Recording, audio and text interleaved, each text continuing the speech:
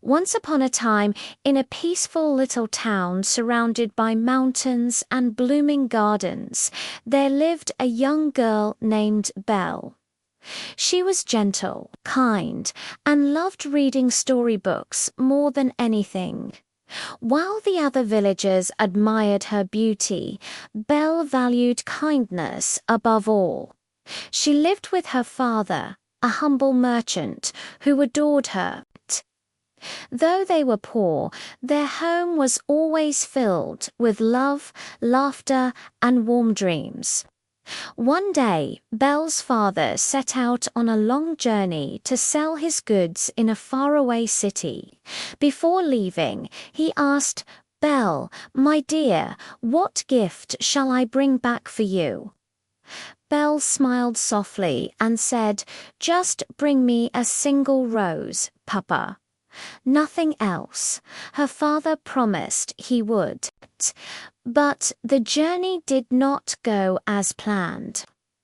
Storms destroyed his ship, thieves stole his goods, and he returned home empty-handed and tired. On his way back, the weather turned cold and snowy. Lost in the forest, he found a grand, mysterious castle. The doors opened by themselves as if inviting him inside. Though afraid, he entered and found warm food and a fireplace waiting for him, but no one appeared. After resting, he walked through the castle garden and saw a beautiful rose bush. Remembering Belle's wish, he picked a single rose. Suddenly, a loud roar shook the air. Out of the shadows appeared a huge creature, half man, half beast, with shining eyes and a voice full of anger. "You dare steal from my garden," the beast growled. The terrified father begged for mercy and explained that the rose was for his daughter. Hearing this, the beast calmed down and said, "I will spare your life if your daughter comes to live in this castle in your place." Heartbroken, the father returned home and told Belle everything. Belle, brave and loving as she was, hugged her father gently. "Do not worry, Papa, I will go. It is only a castle, and maybe the beast is not as cruel as he seems." The very next morning, she went to the enchanted castle. The beast welcomed her with a deep, rumbling voice. Though he looked frightening, he never harmed her. Instead, he showed her kindness in unexpected ways. A grand library filled with books, a warm dining hall, and enchanted servants who cared for her. Days passed, and Belle began to notice something strange.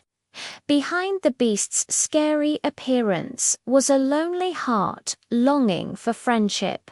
The beast would ask her about her favorite stories, her dreams, and her life. Belle shared her love for reading, and he listened with quiet admiration. Slowly, a beautiful friendship grew between them. Belle learned that kindness can be found in the most unexpected places. One evening, Belle saw sadness in the beast's eyes. He softly asked, "Belle, do you think I am a monster?" Belle looked at him gently and said, "You are not a monster. Beast, your heart is kinder than most people I know." These words filled the beast's heart with warmth he hadn't felt in years. He realized he was falling in love with her, but he feared she could never love him back. One day, Belle saw in the magic mirror that her father was sick and alone. Tears filled her eyes.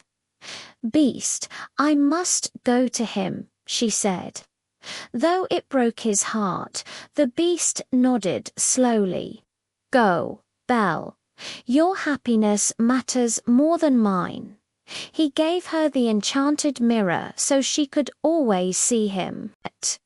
Belle rushed home and cared for her father until he recovered. But the villagers, hearing strange rumors about the beast, grew frightened. They formed an angry crowd to attack the castle. When Belle learnt this, she ran as fast as she could to warn the beast. But by the time she arrived, the beast was already wounded, lying weak on the castle balcony, believing Belle had left him forever. Belle knelt beside him, tears falling on his foot. "I came back," she whispered. "You are not a beast to me. You are kind and gentle. Please don't leave me." As she cried, a soft golden light filled the sky. The castle trembled, and the beast slowly transformed. His fur faded, his claws disappeared, and standing before her was a handsome young prince. "Belle," he said softly, "your kindness and love have broken the curse." The enchanted servants transformed back into people. The castle became bright and magical once more, and the prince held Belle's hand with gratitude. He explained that a spell had turned him into a beast until someone loved him not for his appearance, but for his heart. And Belle had done exactly that. A grand celebration followed, and Belle's father joined them at the castle. Soon, Belle and the prince were married, and together they ruled with wisdom and kindness. The villagers, seeing the truth, celebrated their love. The moral of the story spread across the land. Beauty is not in the face, it is in the heart. Kindness is the true magic that can transform even the darkest places.